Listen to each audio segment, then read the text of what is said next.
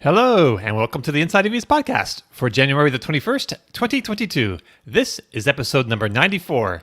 On today's show, we'll be talking about the Winnebago e-RV concept, the Airstream E-Stream concept, and Volkswagen's reviving the E-Up.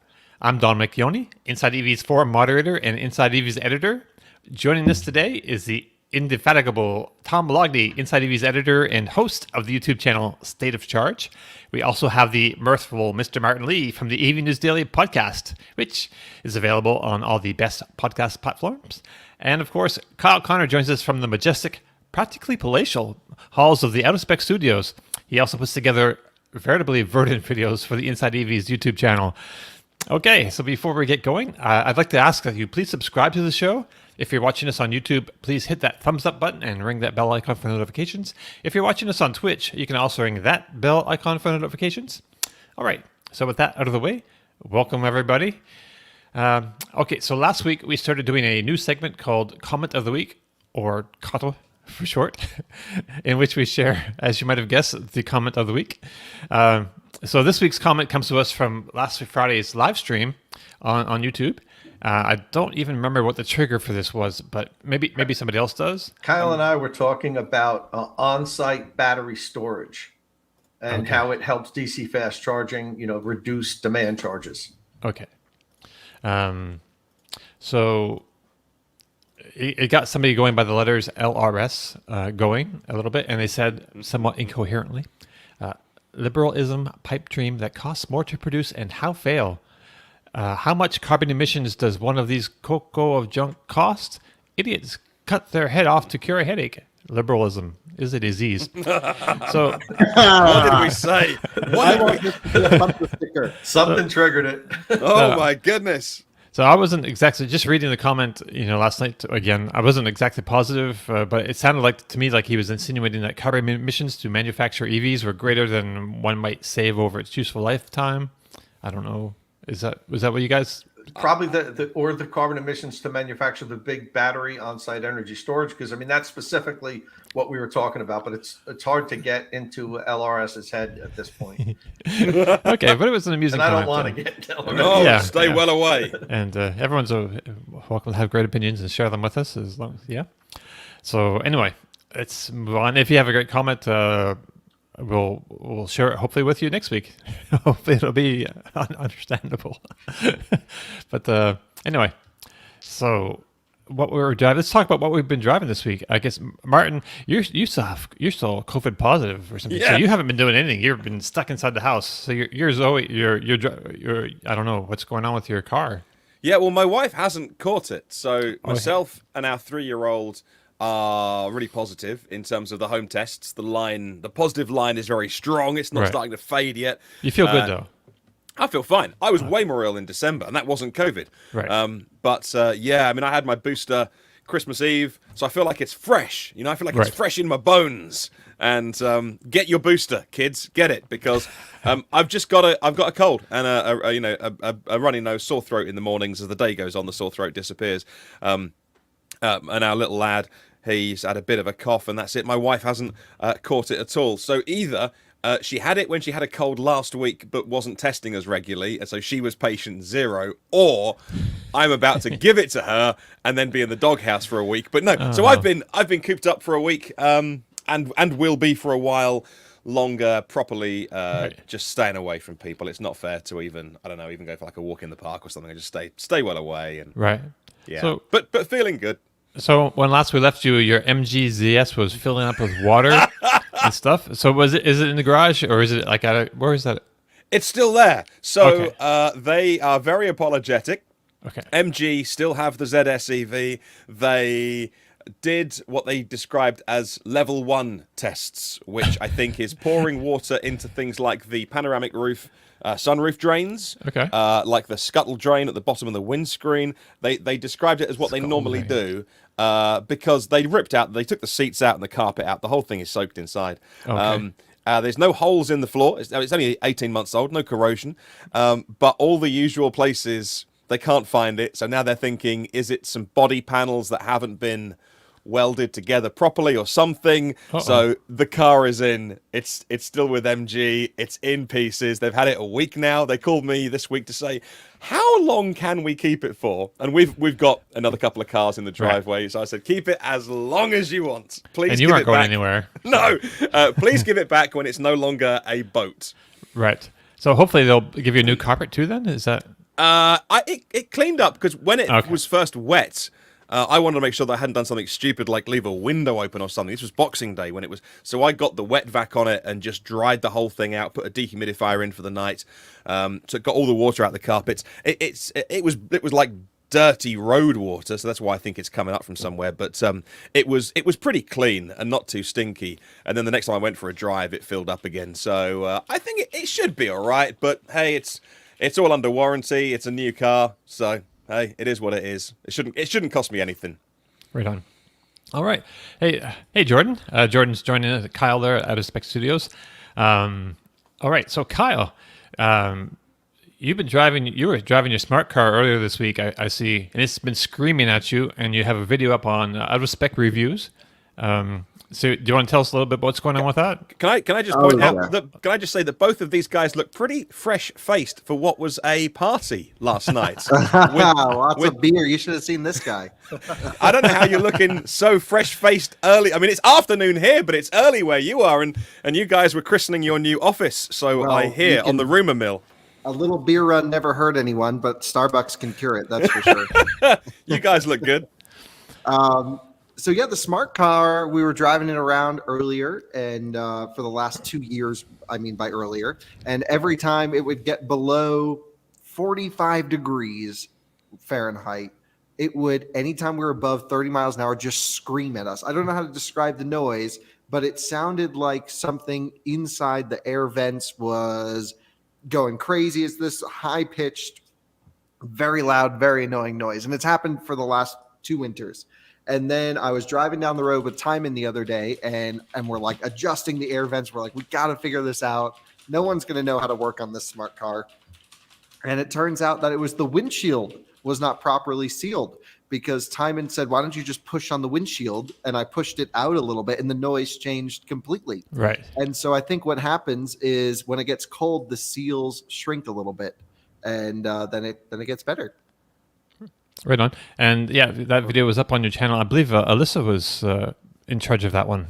Alyssa presented that. Yeah, trying to get more people involved here, especially for the stuff that we shoot in Fort Collins. From our side, having this new dedicated space is, we're just trying to change things up for the new year. We have a pretty good action plan, new channels, new stuff. It's all kind of awkward right now, but we hope in 12 months from now, everyone will have a really good, consistent understanding of all the content that we're trying to produce out of here.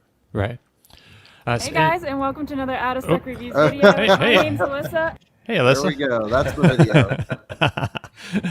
video. Speaking of Alyssa, yeah, there she is, and there's a smart car. And that was I watched this yesterday, and I thought it was really interesting because I heard the noise, and I'm like, I had no idea what that was. I couldn't tell. I was trying to go like fan speed wouldn't adjust it, temperature wouldn't adjust it. I thought it was because it happened in cold temperatures. I thought that it was only when we were using the heating system. So it was like a flap in the air conditioning system that would divert to the heating. This is what I was thinking. I'm like, no one's ever going to figure out how to fix this. And it turns out to be a windshield seal. So now we're probably just going to probably just get a new windshield on it or something. We'll smash it for a video and put a new windshield on it. I mean, if it was me, I would just like take off that windshield, but with piano wire, you just go around it. That's how we used to do it.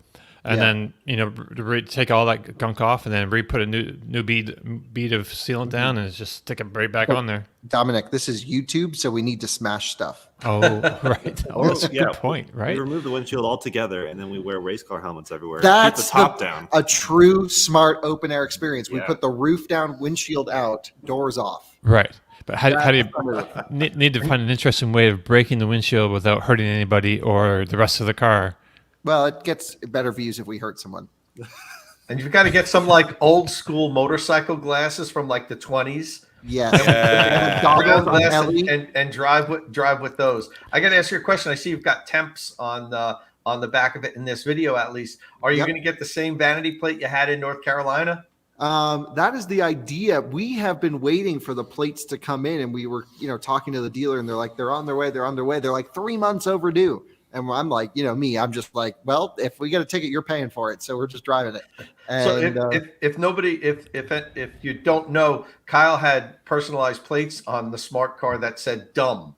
So it was like smart, dumb, which was the best personalized plate you could get on a smart car. So when I saw the temps on that, I said, "Oh no, don't tell me you're not going to have the dumb plates anymore." So hopefully you'll get those again. It's really up to Alyssa. She gets to decide the plate. We were thinking dumb again, or she had another idea. I don't know, but we just need to get plates on it entirely. So this is going to be the topic of next week, to just go to the DMV and figure out whatever we got to do to get plates on it, because this is very complicated in Colorado apparently.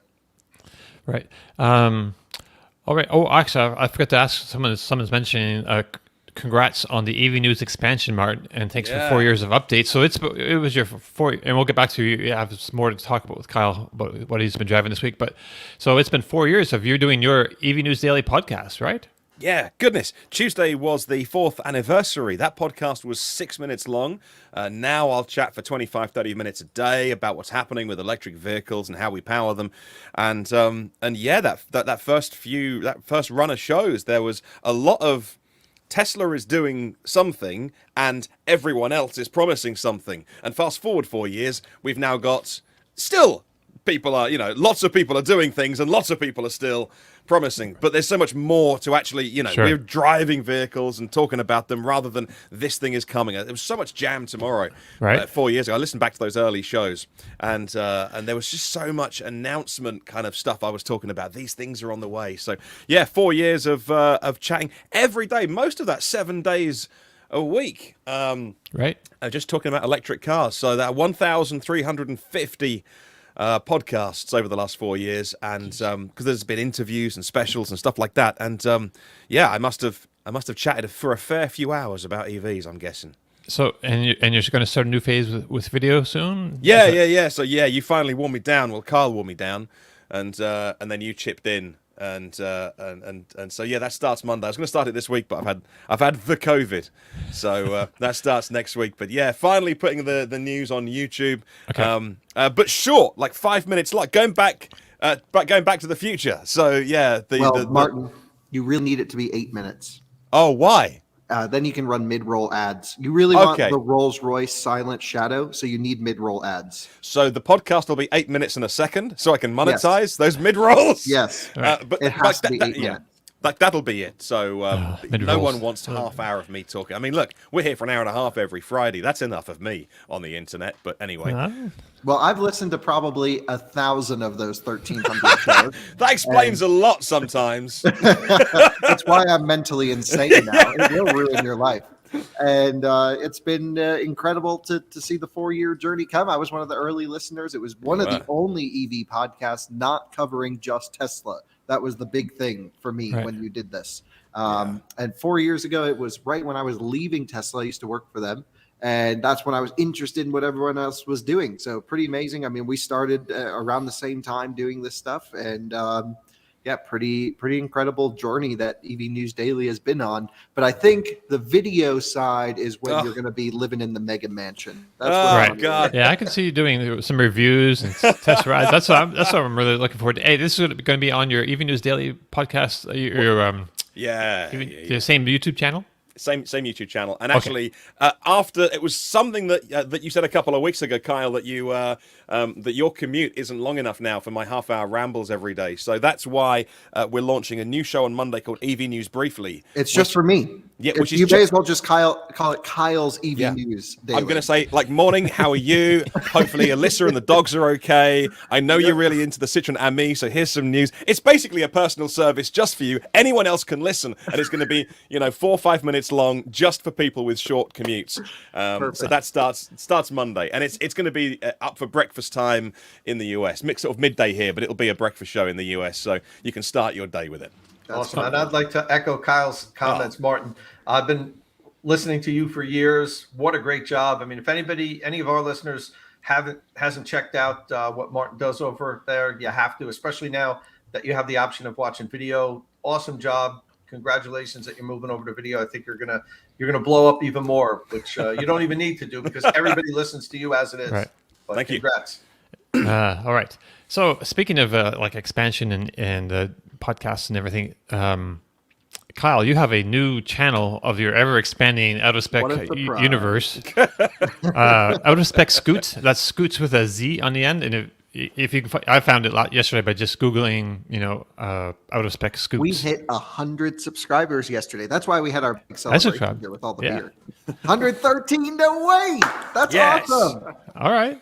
So yeah, and I think I watched all these videos yesterday too. And Jordan is in some of them. He's joining you there. And and your dad actually kicked off this channel with his own reviewing his own e-bike down there in Florida. My dad was our resident e-bike expert. I had never ridden one until I Right. made that video. And we had started a channel on something I'd never experienced. But I knew a lot of people were getting into e-bikes. I knew a lot of people want to learn more about micromobility, scooters, transit. For my thing is we live in like the most bike friendly part of the country here. Okay. And we should take advantage of all the tools that we have to commute around other than just vehicles. So, once the weather's a little bit nicer, I'll start commuting on e-bike back and forth. And out of spec Scoots is, we don't need to make an ad campaign for it, but it'll grow. It'll happen. We have a main presenter who's still not starting until Monday. So we've just been kind of keeping the channel going ourselves, but we have a dedicated person working on this. Sweet. A lot of our viewers will probably know Brandon Flash. He's going to come out and do a lot of the reviews on this stuff too. So between Gary and Brandon, they'll run that channel. But we got a whole lineup of them over here. But Jordan, do you want to bring over the Ariel, the sick one that Ariel? Yeah. We just unboxed this incredible one that looks insane. I don't know how else to describe it, but So this is great. While he's getting that, I'll just say, if you're watching us on YouTube or Twitch, we're showing the video from one of Kyle's trip to CES, where he got to drive he drove the Citroen ME, but the same company also makes bicycle motors, and they make motors for like Mercedes-Benz, but they make e-bike motors, and had a bunch of different e-bikes, and Kyle tries them out there, and yeah. So yeah, but let's have a look at the one you have in the studio, man. That looks. this is the nicest one That's we sick. have so far. I think we have like 50 bikes coming, whole bunch arriving. This is the Ariel X-Class 52 volt Ariel. Yeah, Aerial Rider. This is a nearly 1 kilowatt hour battery. It makes 2 kilowatts power, which is the most we've seen in e-bikes. Yeah, Most of them are wow. limited to like 500 or Whoa, 750 hold watts. on. Yeah, So that's pretty rich. they got 2C batteries basically. Like the power output is like 2C. Yeah, that sounds about right, Dom. All right, that's crazy. Yep. It even came with a vial of touch-up paint. So Really? this is Jordan's kind of bike. And then let's show the other end of the Do we know spectrum. So what's the retail on that? how much is that one?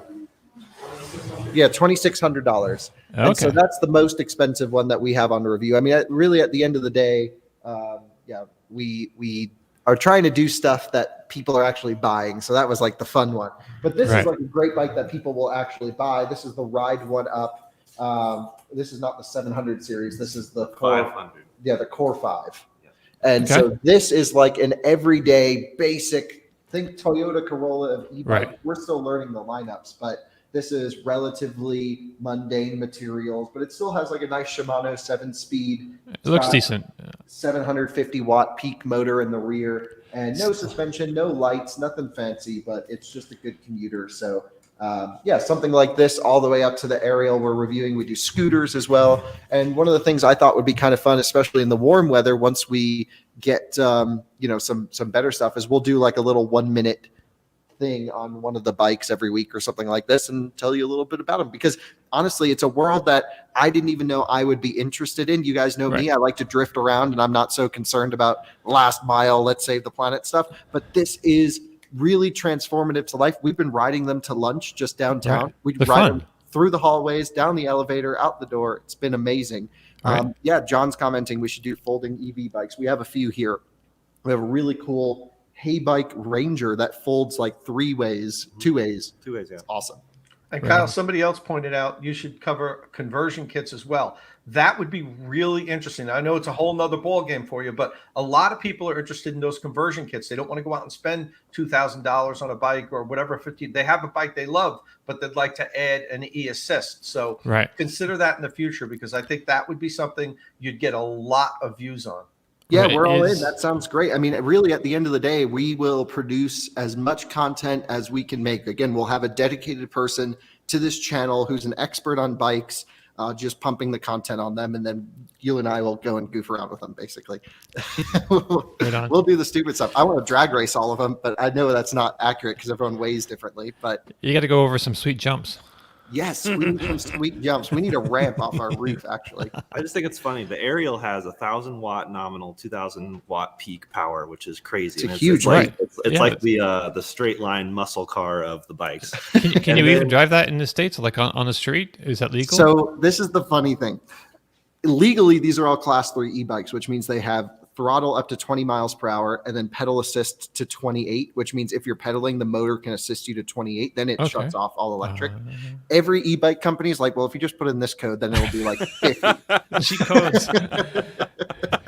E-bike cheat codes. Yeah, so like this is the equivalent of like Dieselgate, like this massive crazy, but it's for bikes, no one cares. So like I think one of these bikes will do 60 miles an hour if you just crank it, which I'm so into. Which is Right on. crazy. Okay. But it's like I go from that Ariel to one that has only like 500 or 750 watts. And I'm like, oh, this is so slow. So I do have to ask the people in Europe, how do you do 2 watt? Like, how Right. is it ride?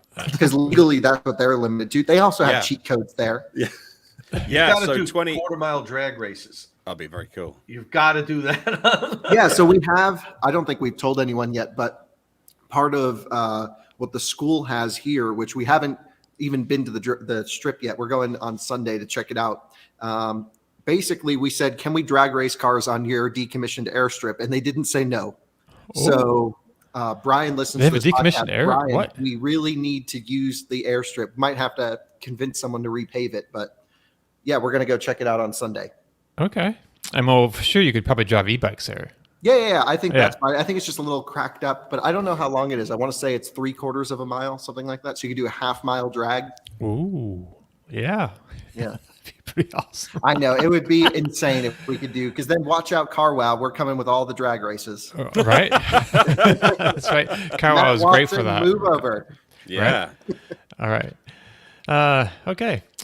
So it's Tom. So Tom, you've had an interesting week. Let's start with talking about Ford. So you've ordered a Ford F-150 Lightning, and you were hoping to be on the first wave of pre-orders to convert to deliveries or whatever, but that didn't happen. But you did get some. You did hear from Ford this week. Yeah. So the way Ford's doing it is based on your reservation number. They're sending out invitations to convert your reservation to an order. I didn't make the first wave. It came out about 2 weeks ago, I think. And Ford had told me, they really didn't tell the public this, but I was asking, am I going to be in the first wave or not? Because I reserved it pretty much right after reservations opened. And I was surprised I wasn't in the first wave, but I guess there were a lot of people on the button as soon as you could reserve it.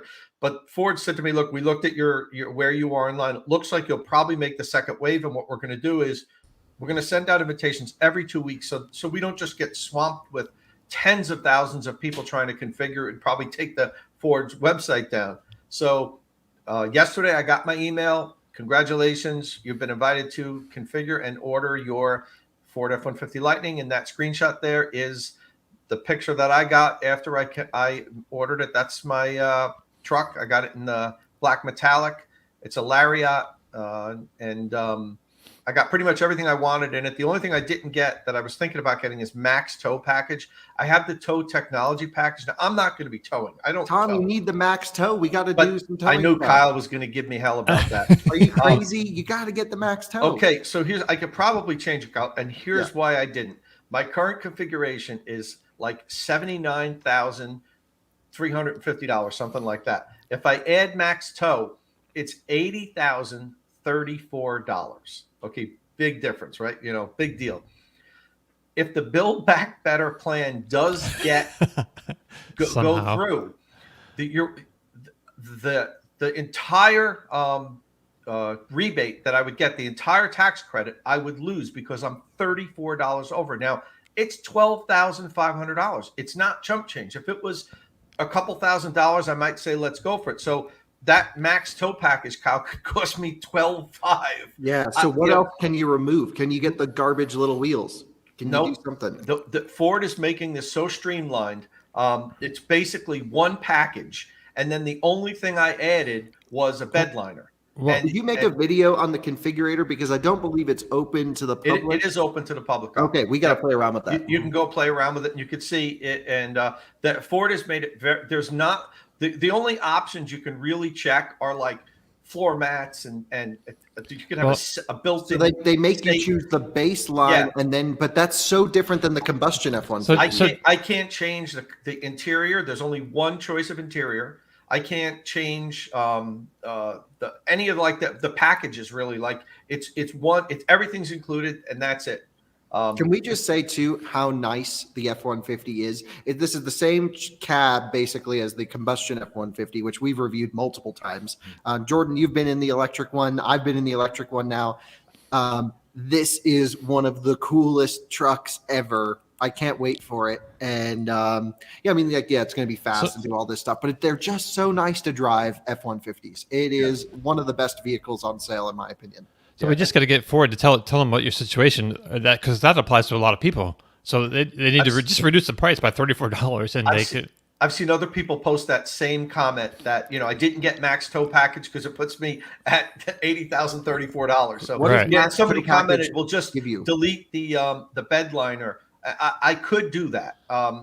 We'll just do a bed liner later. I could do that. So I can still play with this. But the thing is, like the max tow package, I don't even know exactly what it adds, because when you click on information, it doesn't tell you what it does extra. And I have the tow technology package.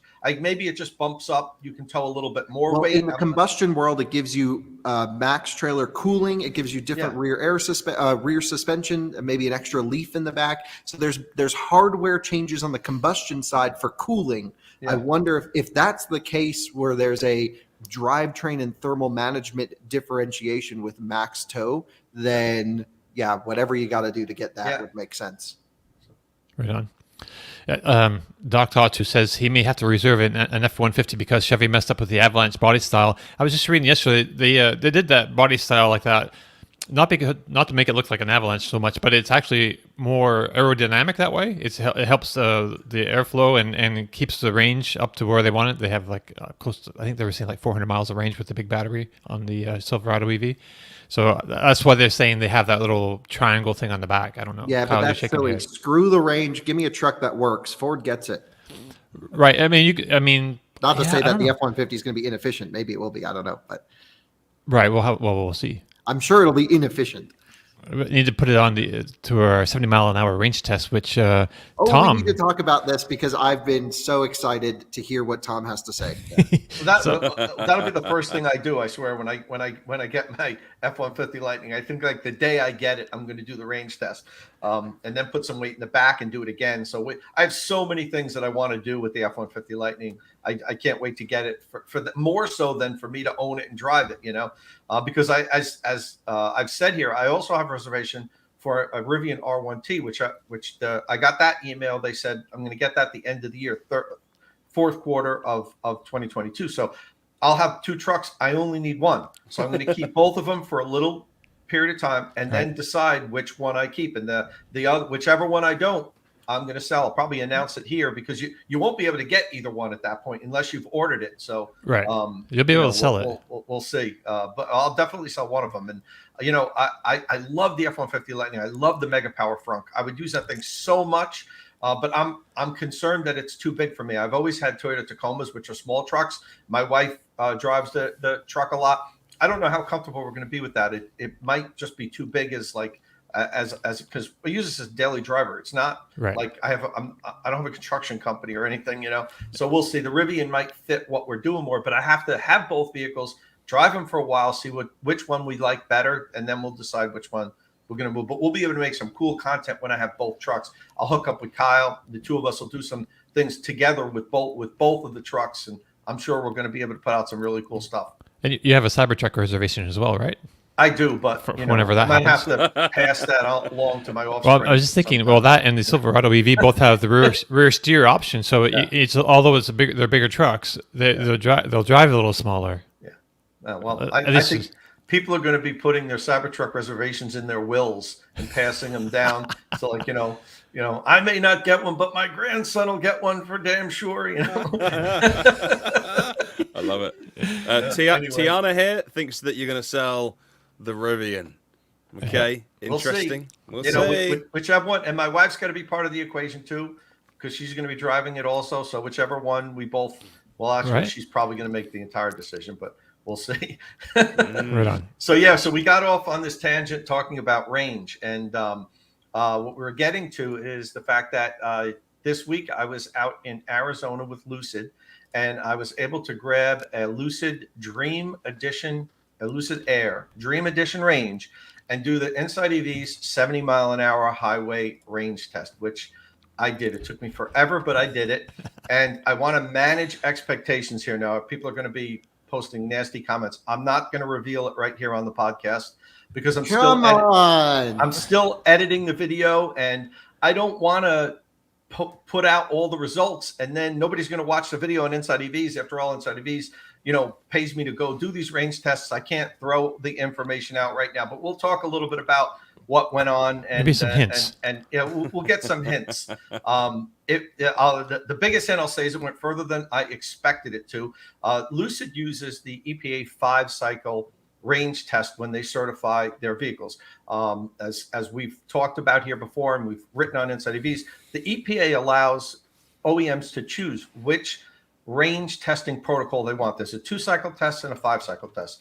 If you use the 2-cycle test, you only do 2 tests, and then you have to discount your results by 30%. So let's say you run these 2 tests and the vehicle shows it has a 300-mile range. You've got to cut 30% off of it, 90 miles, and then you certify it at 210 miles. That's because the way the tests are done, they're not like real world. They're on a dyno. There's not cold weather. You're not going up inclines. You don't have air conditioning on or heating. And a lot of them don't even test the cars in person. They just submit the coast down data and the efficiency, and then the spreadsheet spits out a number. And so right, you send that to the EPA, and then the EPA looks at it and either says, okay, we accept this, we certify it, or they go back to the manufacturer and they say, we want more data. And even when if they certify it, the EPA then may do the tests themselves. The EPA doesn't range test all the cars that are out. Sometimes they just accept what the manufacturer provided, and that's it. But sometimes the EPA does their own test to make sure it's fine. So getting back to this, Lucid uses the 5-cycle test. Very few manufacturers use that. Tesla does, Polestar does, Audi does, Rivian now does, but most everybody else uses a 2-cycle test because it's easier, it's cheaper. The thing is, typically you get certified at a lower range rating. The 5-cycle test usually produces a better or higher range rating. So when we do these range tests on vehicles that have used the 5-cycle EPA, Kyle and I know we're not going to hit the EPA range certification because it's an inflated number. Like all the Tesla vehicles we test, we're pretty consistent. They're either 12 or 13% below EPA range when Kyle and I do the range test. So it's right on the nose. So I went into this saying, okay, it's 5-cycle, it's EPA range rated at 520 miles. And the interesting thing is not just the combined number on the Lucid Air Dream Edition range, the highway, the city, and the combined were all 520 miles. That's really rare. Usually the city is more, highway is less. So in any event, so going into this, I said, okay, 10 to 13%. If it's 10%, that's 52 miles. So if I knock that off, we're looking at 468, 470. So I said, okay, that's my goal. If we do 468, Lucid did a good job. If we hit 480, they did an excellent job. If I end up with like 445, 450, I'm going to be a little disappointed. But when we do these range tests, we're not rooting for anyone. We just want results, and we try to play it straight down the middle. We can't impact the results in any way. The car just does what the car does. We just happen to be the little piece of meat driving it. Exactly, and I think sometimes that gets lost. Sometimes we get comments where people, think we're rooting for one car or trying to get more. I don't care how far I go. I just want to try to conduct the test as fairly as I can. We're not getting paid to do this. We do get the Lucid did pay my airfare to fly me to Arizona to do this, which is totally normal. We get the OEMs pay to fly us everywhere. Next week, Kia is paying my airfare to fly me to San Francisco to do the EV6 first drive. So whenever you travel for an OEM to do any kind of review,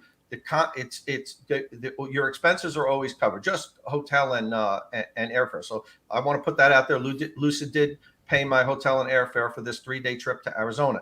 And we did it in Arizona because if you remember, I did the DC fast charging test back at the end of November. And then I set up a range test in December in Northern California, where Lucid's headquarters is. And what happened was, when I had set it up, as we were getting closer, we noticed that whole time I was going to be there, it was going to be pouring raining. We really can't do the range test in the rain because the rain cuts down on the efficiency. And so we then said, okay, we need to reschedule it. But then Christmas came, and I said, okay, right after Christmas, let's do it. Then I got COVID. So this thing has just been going on and on and on. And I've had some people say, oh, you promised this. Why haven't you done it? Is there some problem? Is Lucid now backing out and saying you can't? No, Lucid's been all along saying, you come whenever you want to come. But so then after I really started thinking about it, I said, I think it's better if we do it in Arizona, because I can find roads that don't have as much traffic. You know how hard it is to maintain 70 miles an hour on like congested highways. And in California, I have courses here, like the New Jersey Turnpike's great for it. It always moves, even during rush hour. There's only a couple areas where it might get jammed up every now and then. So that's where I do them here. We chose to do it in Arizona, not far from Lucid's manufacturing AMP1 plant in Casa Grande. So it happened this week. And I can tell you this, and I said this in one of my tweets, Martin, I could have flown from New Jersey to London in a shorter time than it took me to drain the Air's battery. Driving at 70 miles an hour. You could have come to see me in that time. Exactly. It took longer. So, it exceeded my expectations. We didn't hit, I will say, we didn't hit the EPA range certification. That would have been amazing if it did that with a 5-cycle test. We didn't hit the EPA range certification, but it far exceeded my expectations. And it was more than the next longest, which it'll be the Model S, which is 405 on the EPA. So, yeah, if it's going to be more than 405, right? Can you say that it's more than 405? Oh, absolutely. And right, don't forget that I recently range tested the new 2021 Model S Plaid. Now that's not a direct comparison, but just to say, I think the EPA is 348, I think, or 350, somewhere around there. And I did 300 miles on the nose, and it was like 12 or 13% less. What I really need to do, or Kyle, one of us has to do a Model S long range, the brand new one, not the Plaid, because that one's the one that's rated. Is it 402 or 405? I think it might be 405, and they just call it Model S these days, don't they? But you've got to test that one exactly because that's the longest range Model S. It's not gonna do. I would bet right now, take the EPA range rating and whack off between 10 and 13%, and that's where it's going to end, because we've seen this on every Tesla we've done. And Kyle and I have range test, the Model 3 numerous times, Model Y numerous times, Model S. So, it always ends up right around there. And I would have had to have achieved with the Lucid Air 4.41 miles per kilowatt hour to hit 520. That's what the EPA range certification is. I did better than 4, I'll say that. Right. Okay. So wait, we can officially say, at least I know the number. We can't share the number. Tom, you're impressed. I'm impressed. But we can say it's the longest range you've ever tested, right? Longest single range I've ever tested. Well, here we go. That's the headline. That's the drop in the bucket for everyone. The Lucid Air has the longest range inside EVs has ever tested. Can we say whether it beat its EPA number? I just said that it did not. I'm sorry. No, it did not beat its EPA number. That would. I've never seen a car that's done 5-cycle tests match its EPA number at a constant 70 miles an hour. And you have to remember, if we drove it 20 miles an hour, it would beat its EPA number. I almost think this thing could do 1,000 miles if you were to drive it 20 miles an hour. Of course, on a closed track. So, we say, the range test is a specific range test that Kyle and I do. 70 miles an hour. We set all the cars up the same way so we can compare them side by side. But, if you like to drive 85 miles an hour, you're not going to hit what I hit on this range test. Right. But if you drive 70, depending on the course, you will. Now, I will say one thing. This wasn't a perfectly flat course. The best course we could pick out still had a 600-foot gain of elevation, and I did a 110-mile loop. So I did like 4.5 of those. So every time I came around, I had to climb 600 feet, which isn't crazy, but it's still, I think that still robbed me of about 5 to 10 miles. Yeah, well, just to be totally transparent, you went up and then you also lost 600 feet, but the inefficiencies of having to output more power is what led to more heat loss. But then again, you used less power on the other end, so it's actually not that big of. It's enough. It's probably negligible in the test, but I would say eight miles at most. Yeah, at this long, when you're talking about the amount of range that I did, Kyle, even a 1% change really adds up. So it was and as Kyle mentioned, we do these loops. Kyle and I always do these loops, so we start and finish at the same location. Motor Trend did they were the first ones to actually drive the Air on a long distance trip, and they drove from LA to San Francisco, point A to point B. We don't do range tests like that because the elevation changes, really can affect, or even you might have a tailwind the whole way. So we do the loop. So if we're getting a headwind for half the trip, we're getting a tailwind for half the trip. It tries to work things out. And when Motor Trend did it, they finished up with, I think it was 406 miles or 404 miles, but they still had like 5% or let's be honest, it wasn't a range test. It wasn't a range test, but I want to throw it out there. As a range test. What they did, they finished up with 406, and the car was estimating like 75 miles of range left. But they were in stop and go traffic, lower speed, higher speed. It wasn't a constant range test. But I just want to know, somebody else out there did a quote unquote range test, not controlled like what we do here. I wouldn't even think about that as being an accurate study. So maybe I missed Kyle, it. Somebody's going to say, "Oh, Motor Trend did this already." They don't understand obviously how this needs to happen. So maybe I missed it. Did you say what the temperature was yesterday in Arizona? Yeah, it wasn't ideal either. We started out, it was only a little over 50 degrees, which isn't the best. I mean, it's not terrible, but when I finished up, it was 69, I think was the highest it hit. So, for most of the day, it was good. And I had to use air conditioning because the Air has that giant glass roof. And, when you have direct Arizona sunlight, even if it's only 68 degrees, it bakes in. So the whole trip, we always do this. We always set the HVAC to about 68 degrees, whether it's heating or cooling, put it on fan speed 1 or 2. I actually had to put it on 3 for a while because I was getting too hot. The results are skewed. Oh yeah. Well, I already got that. I already got a couple tweets from people that we've heard of before that are concerned that this was fake, that it was a setup. So we already got that. Look, if someone else wants to spend 7 hours in a car, good luck. I don't want to. Don't be questioning. I spent 8 hours total because I stopped a couple of times to adjust cameras.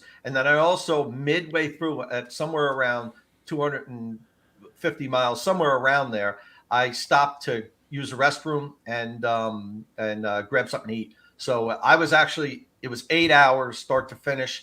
My drive time was, little over 7 hours probably.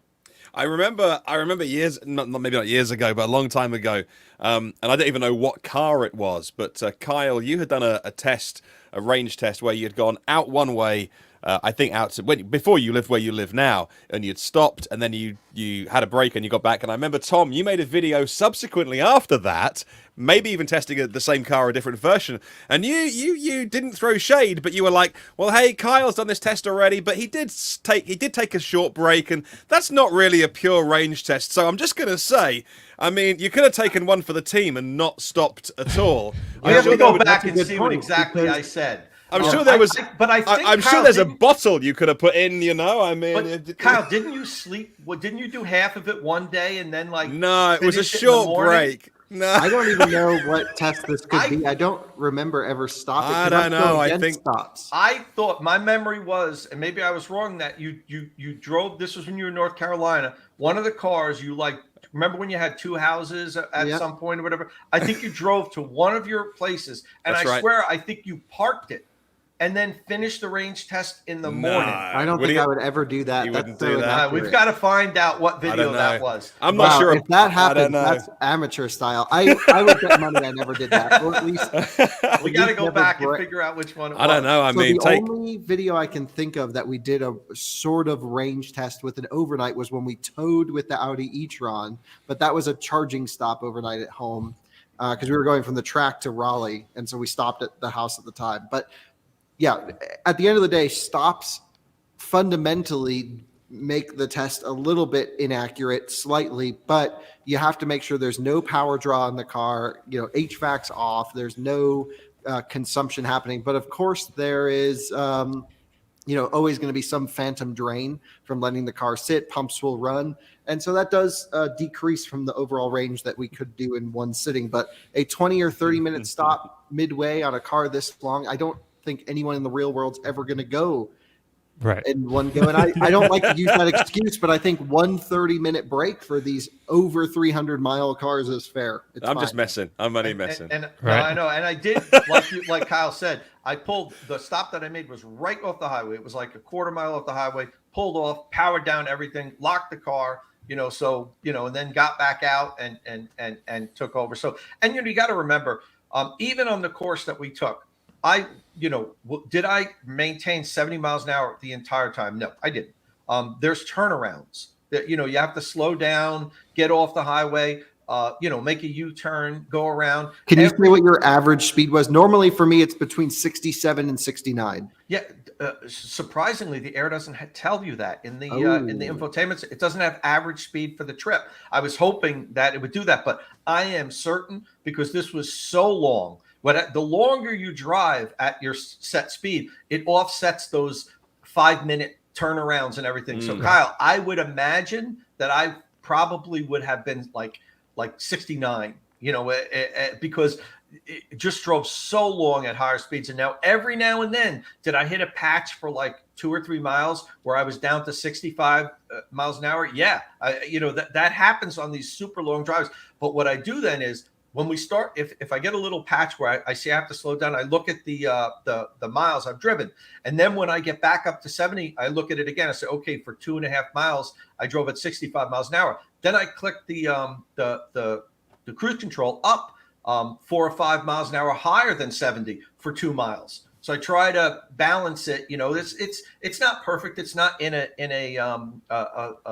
totally controlled loop. But what I will say is we do a good job at this. And I think 98.5% of the drive was done at 70 miles an hour, and that last 1%, what's that going to affect mile wise, if you didn't. So, but, it was something. It was just going on and on. You know what I wanted to do? And I wish I did, but I didn't. I just ran out of time before. I was going to buy like a couple of beards. Like a beard this long, then a beard this long, and every time I checked in, put on the beard, and at the end, I was going to be an old man and get out of the car like, oh, we finished the range test, because it felt like that. I mean, it never ended. As you're doing these range tests, you're looking down at your state of charge. And so many times I looked down and it was like, 72% or whatever. And I'm driving for a while and I'm like, let me look at it again. I've got to be down to like 65%. I looked at it's like 70%. I'm like, what the hell? I just drove 10 miles and lost 1%. This thing's never going to end. It was cool. Look, I've got to say, I think Bill's got a point in the comments on the live stream. When will the video be out? I don't know if we can say to the minute, or whether we're going to schedule it or not, and people can tune in for that. But I do think it's going to be. I think, Tom, when you put this out as an independent journalist with a set of criteria that you've done hundreds of times before in terms of these range tests, and as you always say, no range test is perfect. Like, you can't replicate and you can't make it perfect. But I do think it's going to be a really big deal in the industry, because this is going to be a new number, a new real number. Now, I know the EPA number is huge, but I think it's going to be a really big deal when your video drops. I think more than just Lucid fans are going to be really interested. I think it's going to get people talking. So when do you think the video is going to be out? When can we tune in? So for sure by Sunday morning. It's possible I'll have it out tomorrow night. I'm still finishing some editing, and then I have to send it to Inside EVs, like the video managers. They have to approve it before it goes up on the Inside EVs YouTube channel, which is where it'll be, on the Inside EVs YouTube channel. And then I'll write a corresponding article, which will just kind of be a summary, because nobody wants to read what I have to say. They want to look at the video. So basically, subscribe and ring that bell icon for notifications. Then you'll get a notification as soon as it comes out, and you'll be like one of the first to know. So looking at either tomorrow midday on to Sunday morning, but definitely by Sunday morning. Right on.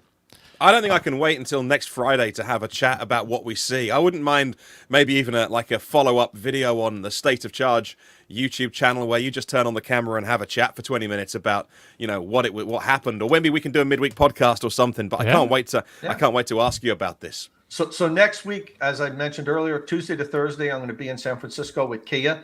But maybe we can figure out when we could do it around that. Maybe on Monday, or maybe while I'm out there, I could do it when I'm back at the hotel. I'd love to talk more about it now. We actually toiled over this. Should we announce it and everything? But the fact of the matter is, I go out, put the number out there. All the other news agencies are going to pick it up. They're going to write articles. They're going to post everything, and Inside EVs won't get the big story. We'll be like last to report on it. Right. So that's why we got to hold off a little bit. But guys, it's coming this weekend. Hey, Tom. Were you able to do a charging test, sort of looking at some other variables a part of this time of the car? Yes, I was. So when we finished up, I recorded a 0 to 100% on a 150 kilowatt DC fast charger. If you remember, I did the last time I did it on the 350, and I haven't broken it down yet. Literally, I got home last night, and I'm up now in the morning.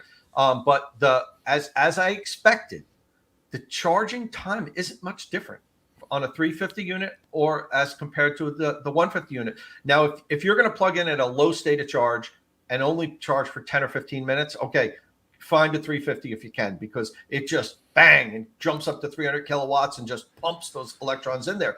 But in the case of using the 150 kilowatt DC fast charger, it was interesting. As soon as I plugged in, it was taking in 173.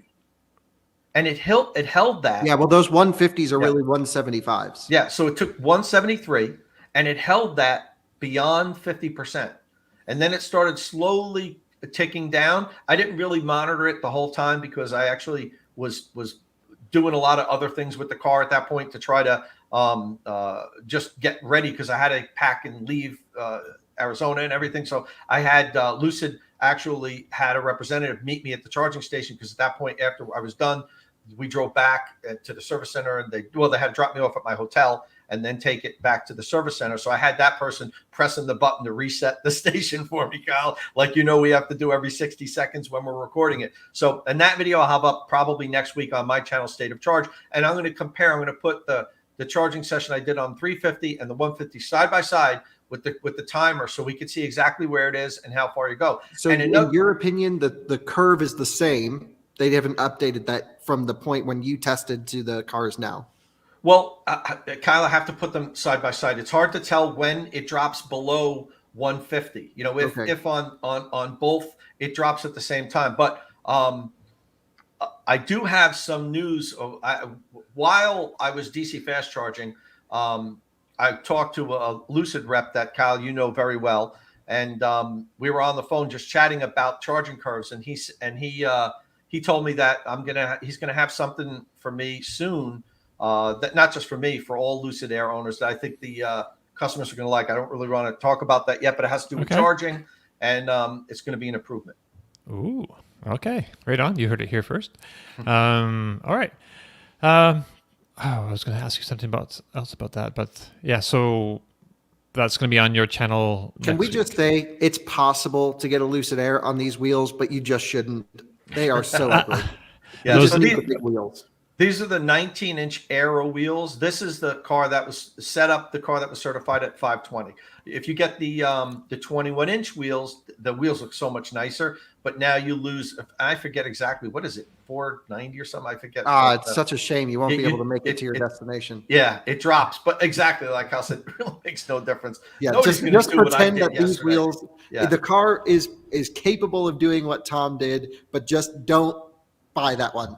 Buy the big wheels. So this is pretty impressive. Martin, you know, I'm not sure. I didn't want to mispronounce the gentleman's name. Jan?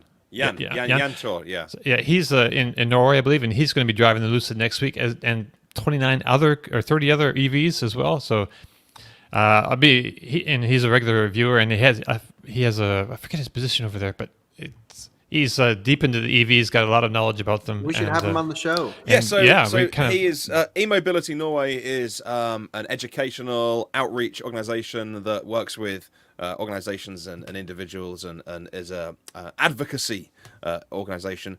He just got a Volvo C40 in Scandi Blue, which is, I mean, I think it's the blue one he's got. It's just, that's nice. Okay. I mean, I know they won't have the Lucid there. The XC40, the XC40 I think is more practical, but the C40, I mean, I like the look of it, but hey, so I think that's what he's driving at the moment. So great car, just buy the boxy one. Right. So just to clarify, he won't have the Lucid over there in Norway, but he's got driving like 30 cars. Like, I don't know, we don't think we get that many cars here in the U.S. So and Norway has like it's like an early access sort of thing for Europe. Even for Europe, it's got all the electric cars from like Neo's there already. Xpeng is there. Their battery swap station just opened. That's true. Wow, that was a big story this week. Huge band and trombone, right? Like literal fanfare. Yeah. It was great. I see in the comments a couple people are asking Tom, you need to range test the Mercedes EQS 450 Plus. I had one scheduled for February 2nd, a week-long loan. I just got the text message while I was in Arizona from the company that provides the cars. There's like always a company that's a go-between between you and the manufacturer. You typically don't get the loaners directly from the company. And they pulled it. They said Mercedes is taking the car back from them. Really? Wow. And they've only had it for a couple of weeks. Huh. So no information why. It could be that they just want to allocate it to a different region. But I'm so mad. There's probably a marketing thing or something going Maybe they need to update it or something. But Kyle, they just got it here a couple of weeks ago. It's not uncommon to see that. They had it scheduled for me and a whole bunch of other journalists here on the East Coast. And it's being pulled. So, yeah, I'm really disappointed that I don't know when it's going to take it. When I can do that. EQS 450 Plus, and we didn't do a range test on it, but we did a charging test on it. We also did a charging test on XC40, both of which I don't think we've posted yet. I actually don't know where the footage is. It might be lost. But we spent the whole night, and they're both very interesting charging curves. And I've been trying to figure out where we put the footage, which was such a disaster. So it may have been a waste of our time. But speaking of highly anticipated range test, 70-mile-an-hour range test, Tom, you're doing the Hyundai Ioniq 5 sometime soon? Yeah, I'm going to have the Ioniq 5 the week after. I was supposed to get the EQS, and then when they came to pick up the EQS, drop off the Ioniq 5. So second week, and I'm going to have it somewhere around the second week of February. So towards the end of February, I'll have that video up on the range test on the Ioniq 5. I've been seeing all different kinds of reports from customers and different things about the Ioniq 5 range, and so I'd like to see what our baseline is really. Well, it's going to be a cold weather. It's going to be a cold weather test, one, yeah. Because here in New Jersey, I mean, right now it's single digits. It's been single digits for a while, so it's going to be a cold weather range test. We'll have to take that into consideration. But that's going to be really interesting because our friend Forrest just took one on a 1,500-mile trip and said his range was horrible, like low 2 mile per kilowatt hour, and not even all in freezing conditions. It was 40. 50s. And Hyundai is always so good with efficiency. You know, the Ioniq that I tested it. We did the range test on the 2020 Ioniq, not Ioniq 5, and that's old school Ioniq. That still has the highest efficiency of any electric vehicle we've tested, including the Lucid. It beat what I got on the Lucid Air because I averaged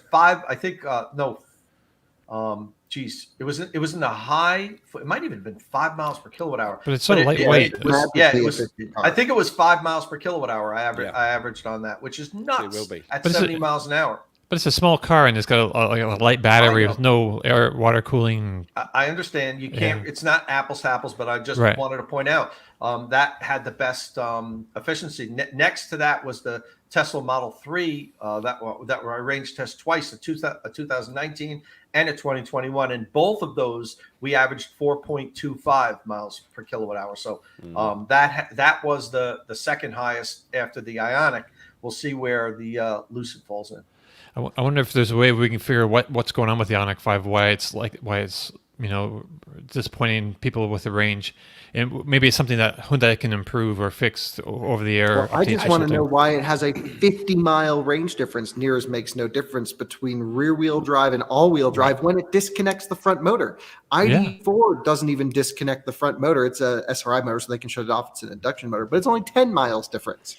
So what's going on, Hyundai? Yeah. I've been asking them. They're like, they said it had performance-oriented inverters, which makes almost no sense because your efficiency at low, whatever. The rear motor power output is slightly different, but I think it's the same unit both ways. Could be wrong, but I'm pretty sure it is. What other reasons did they say? They said the all-wheel drive's like sport tuned or something like that. It was just like odd responses, and really, we just need to test them. That's what it comes down to. Yeah. Because in the Maybe real they can world, it may improve not actually be a 50-mile difference or 45-mile difference. I can't imagine it would, but EPA tests the car. You have to submit your data in key up setting, which is when you turn the car on, not adjusting any buttons. And even in that mode, it disconnects the front motor under light load. And so my guess is maybe the data that was supplied to the EPA was with the motor connected, or that software wasn't done, or something's going on there that doesn't seem to translate to the real world, but I don't know. Right. Porsche made those improvements this week, so here we just got the Sport Turismo launched and all the variants of that this week. So it's no longer just ATS. yeah, so there's Taycan, there's Cross Turismo, so a bit wider and a bit higher, and it looks like it could go across a bumpy field occasionally. And then there's the Sport Turismo, and that came in higher in terms of the range than any other Taycan, because the Taycan 4S Sport Turismo with the front motor is now the longest rated Taycan at 498 kilometers.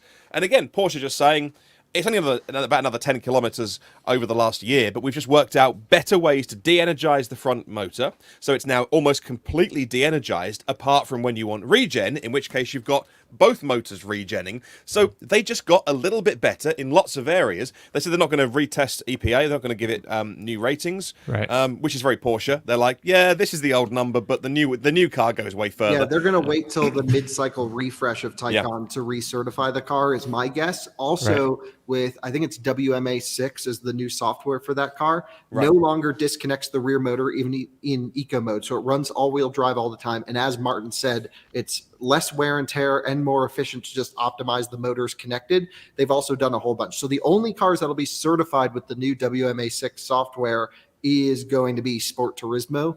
And then the others will also get the updates and go just as far. The sedan is still the longest range car. It just doesn't show on paper, which is the most Porsche thing ever, which I love. Yeah. So that'll be almost 300 miles. We'll have to get a Sport Turismo to range test too, as well, I guess, right? Well, that's the performance oriented. Yeah, but the version. sedan's still going to be the longest range. So what we really need is a 4S sedan or a rear-wheel drive sedan. Right. I mean, but just a chance to drive the Sport Turismo, I think, would be great. Yeah, of course. Jordan's driven it. Tom's driven it. Right. What did you think? You didn't do any range testing. I didn't know. I butchered the range with my driving, if you know what I mean. I love it. No, I did too. We had a halfway point where we met at Willow Springs Racetrack, actually, when we did the media drive, and there was, I don't know, 6 other people in the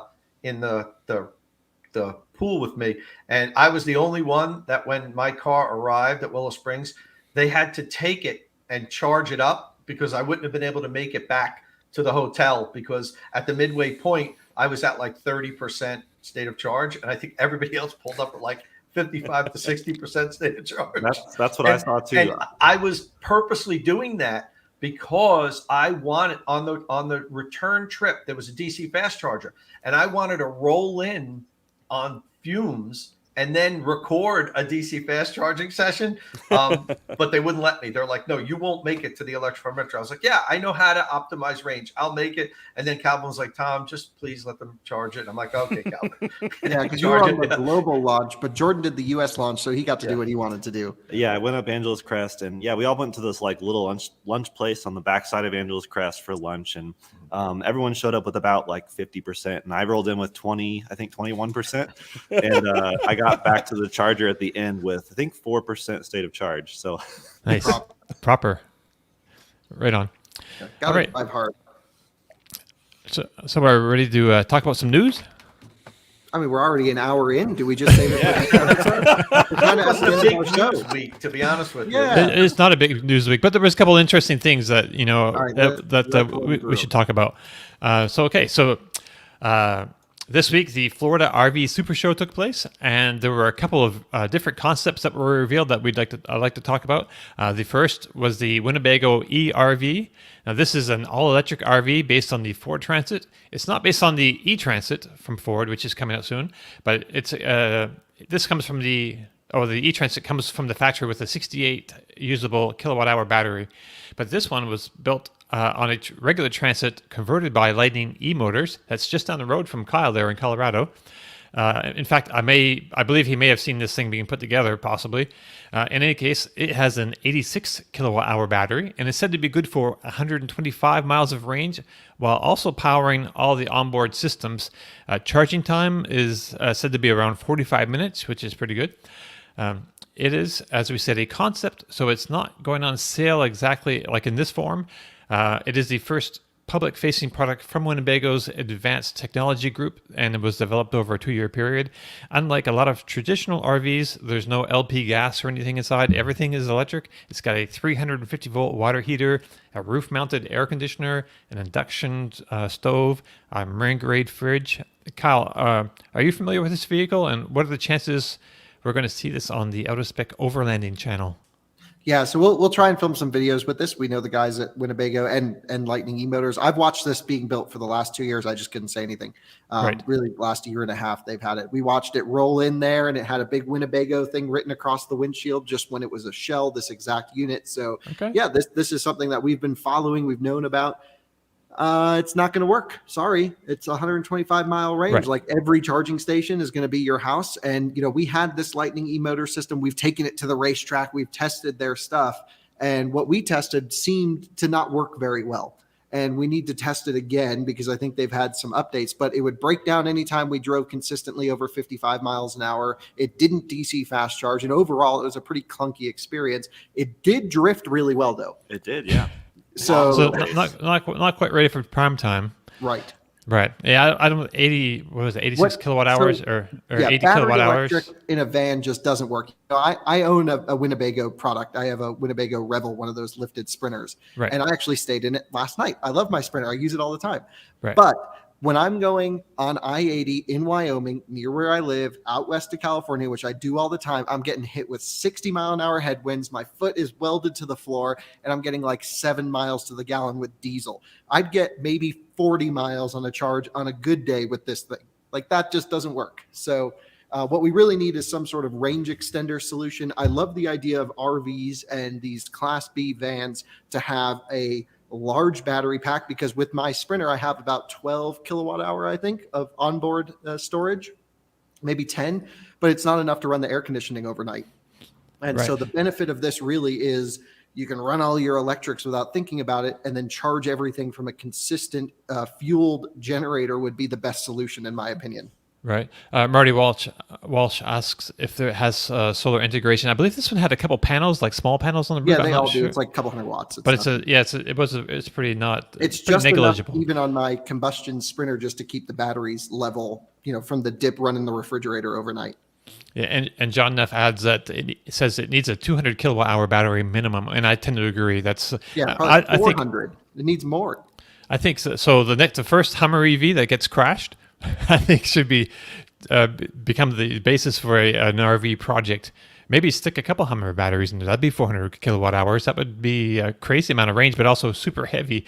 I We don't need know. rich rebuilds to get on that. Yeah, I think Uncle 200 Rich. kilowatt hour battery would be a pretty good place to start to see what happens with that. And if you build it with aerodynamics and lightness in mind, it'd be interesting to see what happens. Yeah, but here's the idea. The reason you buy a van is to explore the country. And if Right. you feel limited in your exploration capabilities, well, then that's not luxury. Luxury is being able to go anywhere you want without thinking about it. So if you have a big ass battery and a big ass generator, let's say a 50 kilowatt, consistent running, it just needs an i3 system just sized up. And then Right. that's the perfect solution, I think. Yeah, I think it's at least until batteries become smaller and can hold a lot more range in a small space in a small amount of lighter weight profile. That a range extender kind of makes sense. But That's what this one, which if you're watching on YouTube and Twitch, is all about. Oh, that's right. One of the ones from Thor, which is their, again, it's a concept. Excuse me, it's their take on a range extender, but with an integrated fuel cell. So again, you still can't charge it anywhere because you can't fill up with hydrogen anywhere. There's a handful of stations in the country, and at any one time, most of them aren't working. But it's an interesting design option, but just stick a petrol range extender in. You know what? Let's electrify as much as we can and be Right. pragmatic about the rest. Right. And actually, if we're going to burn some stuff for the next few years, okay, well, not everything has to be pure electric at the drop of a hat. Let's do what we can, where we can, and then this. Because if you are just going between campsites to campsites and charging every night, well, then you can plug in, presumably, every night. And not all campsites are going to have DC fast charging, but, you just need to give people the options. But 125, even 200 miles is not enough when you add in elevation, weather, etc. But right, for most people, right. a fuel cell range extender sounds like the kind of thing that I think is done as a concept because it'll be reported on, and it'll be of interest to the people who like to drop into my social media and go, I think you'll find the future is hydrogen. If you knew anything about this, because you can fill up in 5 minutes, and you're like, you're right, you're absolutely right. Yeah, we're all going to be driving hydrogen Wait, cars. is that your impression of a person who's British who's a nerd? Yes, that's my impression of the people that complain to me about not covering hydrogen. I think you'll find the newspapers told me that it was a 5-minute fill up. Yes, you're absolutely right. I defer to you, dear expert. But Actually, just put a petrol range extender in it. But that was with the, I think, the Vision something. The Thor Vision, yeah. Thor Vision, and so Thor Industries is a big company, and they own Airstream as well as a bunch of other companies. I believe they started Airstream was their first acquisition, but so they actually had 2 vehicles, and no one even talked about their the one that we just mentioned here, the fuel cell range extended. It's built on a Ford Transit. It's kind of long. It's nice, but they did cover this other vehicle, and we did on Inside EVs, the Winnebago all-electric RV concept. It debuts with 125 miles of range. No, we did that one. No, that's the other one. This is Airstream, right? So Airstream, right? I've got that wrong. Airstream looks to the future with eStream electric camper trailer. So the other camper concept that made its debut in Florida this week that we're excited about, or that I'm excited about at least, was the Airstream eStream travel trailer concept. So this looks pretty much like a traditional Airstream trailer. It's got like nice little blue lights along the bottom there to tell you it's special. But it's got its own drivetrain in it, though, to help it propel itself so your tow vehicle doesn't take a big hit on range. And that's regardless of whether your tow vehicle is a Tesla Model X, like you see in their promotional video here, or a regular, like a gas vehicle, because gas vehicles always also take a big hit on range when they're towing something. So it's got 2 motors, 1 for each wheel, and it's got an 80 kilowatt hour battery in the floor of the thing. It makes 242 horsepower and 132 feet-pound of torque. I think that might... What do you even need a car for? Just drive this thing around. Right? So it's also got 900 watts of solar cells integrated into the roof, which is not, huge, but it's not nothing either. That's like maybe 10 kilowatt hours a day.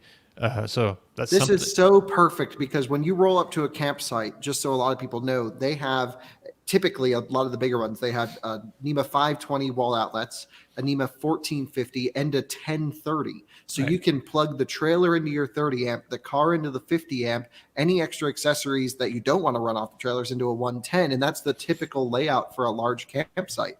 And so it's amazing. I truly believe this is the future of trailers for EVs. The big question is going to be the cost, because Airstreams, even in their cheapest form, are 40, 50 grand. Right. So this is going to be $100,000+. I love the idea of showing up to a campsite and comparing horsepower numbers on your trailer. Right. Right. So this also has a really interesting feature. So after you like disconnect it from your car, you have it on the 3 wheels. It's got the regular 2 wheels and the little stabilizer wheel in the front. But then you can like move it around the campsite on its own, like with an app on your phone, or your iPad or whatever.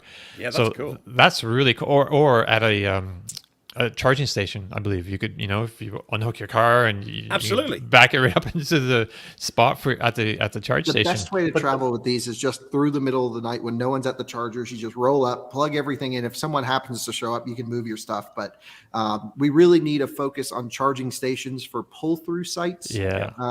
Norway has a lot of this because of snow management. They got to push the snow out of the way. Right. But it's just when you go look at supercharger design in Norway, they just have these big parking lots with tons of posts everywhere. Why can't we do that here? We got even more space. Yeah. Yeah. Yeah. In Canada as well. It's clever technology in terms of the trailer monitoring the tow vehicle, hundreds of times a second, and those motors responding, because an electric motor can respond quickly enough to be like, okay, do I need to go a little bit faster, freewheel? Do I need to do a little bit of regen and brake? So working out what the tow vehicle is doing and providing just the right amount of power or slowing down to mirror that vehicle. It's really clever, and I don't think is beyond the wild. It's a concept again, but beyond what is possible if they can get the price down. But then again, these things are meant to be expensive playthings, aren't they? Well, it's pretty polished. And I think there's a lot of speculation this is going to go into production too. Even if it's 200 grand, they'll sell everyone they can make. Yeah, for a while. I was kind of curious too. I couldn't find any information about. I'm sure it has regen, but I don't know what kind of if it's like a 800 volt system or a 400 volt system. I was kind of. It's probably a 400 volt system. It was developed by ZF Friedrichshafen AG. Yes. In conjunction with Thor. Yeah, and they ZF, excuse me, was we're not in your we're in. Thank you for doing it the right way, Dominic. This is America.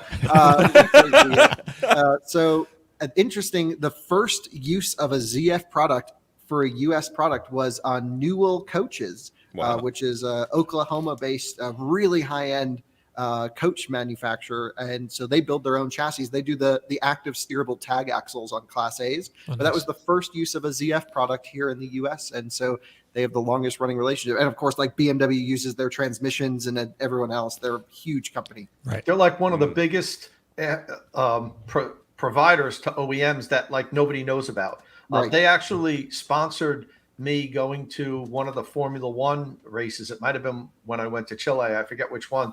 And, as part of that, I had to sit through a presentation of what ZF is doing and who they're working with and the components they make. And I was floored, at the amount of components and transmission things that they make. And they're working on 2-speed transmissions for electric vehicles now, and like the amount of things that they make for cars that are existing on the road, I had no idea. So like I came away from that thinking like this is the biggest company that I don't know about.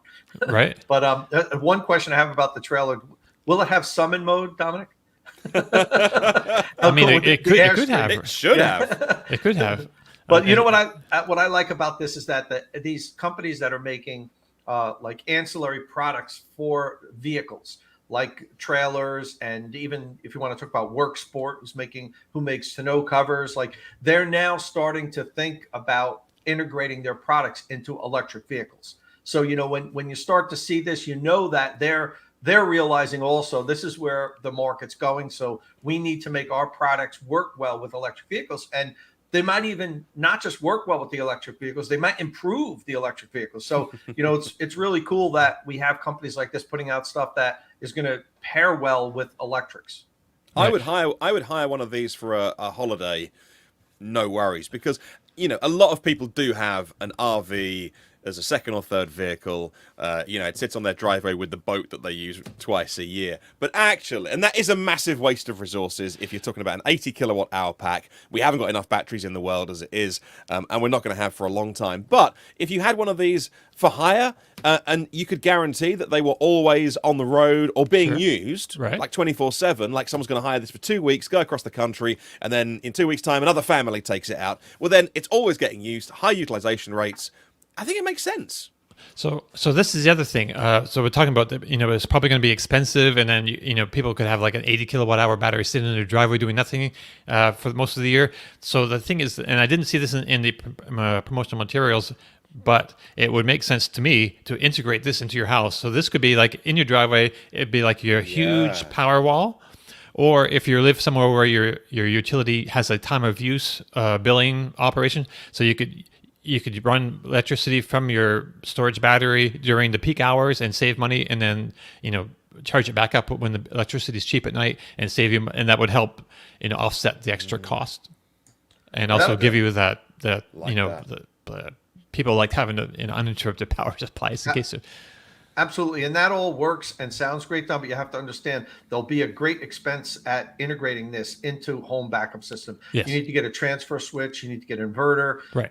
You're talking about thousands of dollars because I'm actually doing a deep dive video on the Ford. Yeah, but Tom just wrote a check for $200,000 to buy this thing. Put another thing into your house. I know, but Dominic's talking about saving money on 10 cents a kilowatt hour. The return on investment, you're not going to get it on saving. If you're buying your electricity at when it's cheapest, and then you're returning it to the grid, or using your backup power when it's most expensive. Right. You're talking about if you dumped $7,000 or $8,000 into your house setup just to get this backup power system. That's a lot of kilowatt hour. That's true. That's a good point. You're talking about saving 3 or 4, maybe 10 cents a kilowatt hour. So. And if you can afford this to begin with, you're probably not worried too much about that. Don't justify fun with numbers. This is just a liberal pipe dream. You all just a liberal pipe dream. Let us have our fun here, all right? Yeah. All right. By the way, William's point of you could actually tow it with anything, and you could make it look ridiculous. Like hook it up to an e-bike and just like be biking down the road with this, being like, "Yeah, no, I got this. Yeah, I got but some." Tongue weight's still going to be heavy, but I would love to tow it with a actually, there's I've been doing leg day at the gym. I've got this. It's fine. Don't worry. Your acceleration could be faster with this attached, depending on the vehicle. That's true. That's true. Actually, there was something in the materials saying something about it didn't need to have a special kind of weight thing. It wasn't as heavy on your cars as something. You could use a lighter vehicle than normally for some reason. Maybe more balanced, but it's so heavy. There's going to be tongue weight unless there's a front tire on the thing. Yeah, I don't know exactly. Yeah, I'm not anyway, I'm not a travel trailer expert. All right. So anything else we want to talk about? Oh, yes. VW. Volkswagen is bringing back the E-Up. Volkswagen E-Up was canceled in September of 2020, despite it selling pretty well. And there were rumors that Volkswagen wasn't actually making a profit selling them. I don't know. But reports from Germany now claim that the VW E-Up is coming back in mid-February to Germany, at least. And this is according to an electric car rental company called Nextmove, and they put videos out that are pretty interesting, but often in German. So they announced that the E-Up will come back in the Style Plus version, offering a range of roughly 250 kilometers or 155 miles for 26,500 euros. That's around $30,000 US. But with the incentives in Germany, that would be about 17,000 euros, which is a good price for, I believe, for an electric car, even a subcompact like the E-Up. I don't know. Martin, are you up to speed on this? Yeah, I mean, look, the E-Up, it's a small car. It's a small city car. I've read those things as well about the E-Up and the E-Golf, both losing money when they sold every single one of them. And that's why they wanted to move to the ID cars, the MEB platform, which they proudly said they made money from the very first one of those they built. That's why they wanted to move to them.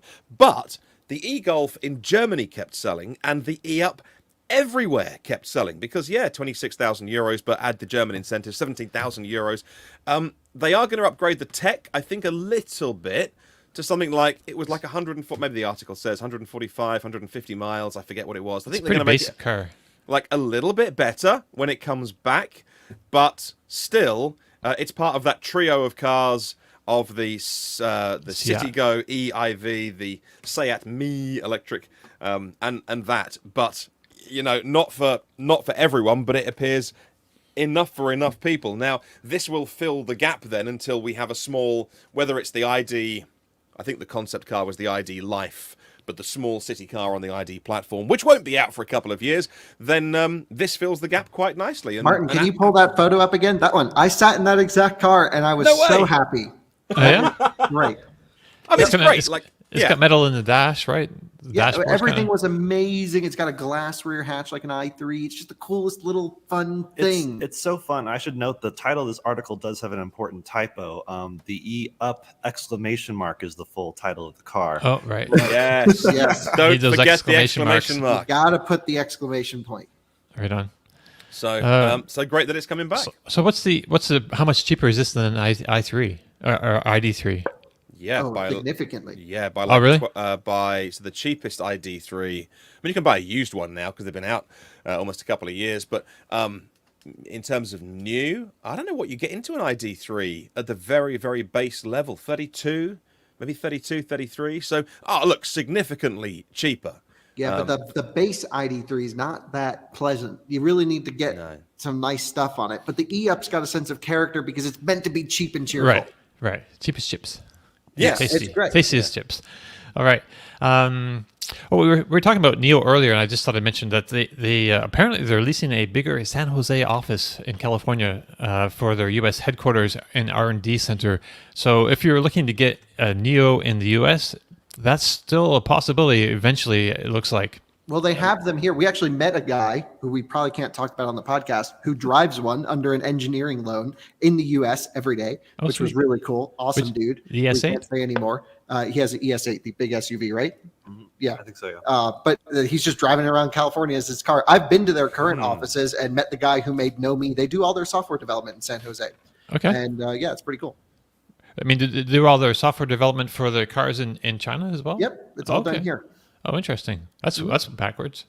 Or Yeah, not I don't backwards, understand why, but they also had the really cool race car thing in there, and there's like a nice office space. We had lunch in their cafe. We just went over to take a look at NIO's. They're like, "Oh, hey, come on in. We know you guys." Right. It's pretty cool. Oops. Tom, it's because the talent is here. Yeah, we got all the software guys here. That's right. It's yeah, true. And That's why they do it here. Yeah. that's amazing.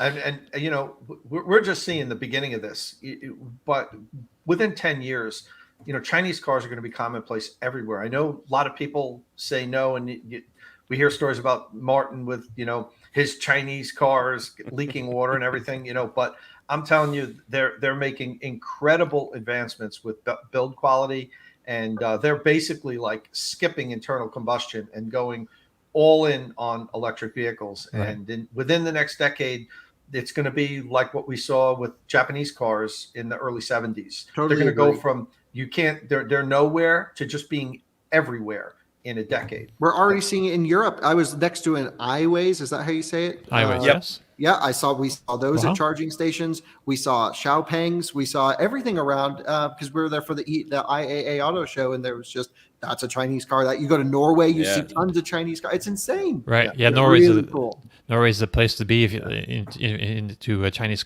cars. So basically, we'll have a lot of cars filling up like boats. I'll happily buy any of them because at the end of the day, I mean, it doesn't matter. I suspect they'll have to maybe start manufacturing in the U.S. too, in order to sell them here at a to avoid price. tariffs. They'll have to. We have there's some of the big guys are already looking. They're already scouting for locations. I mean, Volvo is owned by Geely, and they're doing some EV manufacturing now in North Carolina, and so we'll be seeing South Carolina, Charleston. The replacement for the big Volvo SUV is going to be electric, and the Polestar 3, 5, 4. The 3. That's. I don't like this whole 1, 2, 3, 4, 5 naming thing. It gets confusing. Everyone's doing the same thing. Too is VinFast. Yep. Because they get a 5, 6, 7, 8, and 9. They're all SUVs. They all pretty much do the same thing. What are they going to call the next version? Yeah, I don't know. Right. And so the name ID 2, 3, 4, 5, whatever. Yeah. Yep. All right. So I think that brings us to the end of our show. I'd like to answer a quick question before Sure. we cut out. Nathan Green asked a little while ago when I was talking about the Ford's F-150 Lightning's intelligent backup power. Yes. Ford has on their website that qualification that if you want to use backup power, you need to have a 320 amp service panel or more, which very few people in the U.S. have. I mean, you basically have a 400 amp. You need to have they're telling you need to have a 400 amp service, which is crazy for residential. And some of the newer homes have that. Bigger homes have it, but almost no standard homes are built with that. So a lot of people were asking me, Tom, find out if this is true. And I'm going to have the full video up this week, but I will answer this question. No, you don't need to have a 320 amp service on your house, even though it states it on Ford's website. I have it directly from the Ford engineers that work on this, and their answer was basically, we kind of put it up there to manage expectations, to let people know that they probably can't have this if they have a 100 amp main on their house, and that you do have to have power. And they had people do calculations, and they came up with 320 amps is what you should have, because you have to take into consideration the power draw that your house already has, and this is going to be an additional 100 amp circuit. So the fact of the matter is, many people that have, say, a 200 amp service will be able to use Ford Intelligent Backup Power. Once you get under 200 amps, it's dicey, because let's say you have a 150 amp main, you need a 100 amp circuit to have this run, and that's giving you 50 amps for the rest of your house. So, or you could just do what I do and ignore code. Just throw all the breakers in there. No, you can't do that. You cannot do that. Kyle is talking funny. He was drinking this morning. He was drinking last night. He's joking. It's a big joke. You just remember not to run the dryer and the car at the same time, right? Don't do any of that stuff. Follow code. Get a licensed electrician. Do all the installations, and you'll be just fine. So is that video going to be on State of Charge or on Inside EVs? It's going to be on State of Charge on my YouTube channel, hopefully this week. All right. So my priority is getting this Lucid Range Test video in the can, and for Inside EVs to approve, and we'll have it up this weekend. Awesome. All right. So that brings us to the end of our show. If you have any questions or comments, you can leave them on the Inside EVs forum podcast thread or on our YouTube or Twitch comment sections. If you like the show, please give us a thumbs up if you're watching us on YouTube. And don't forget, you can find and follow our panelists on Twitter. Follow Tom Mologney at Tomolog, that's with 2 M's. Martin Lee is at EV News Daily. Kyle Connor is at It's Kyle Connor. And Jordan, what's your... Jordan_Schiefer. Jordan_Schiefer, and I'm at Dominic_Y. Click subscribe and tap that bell icon for notifications, and we'll see you all again next week. Ciao.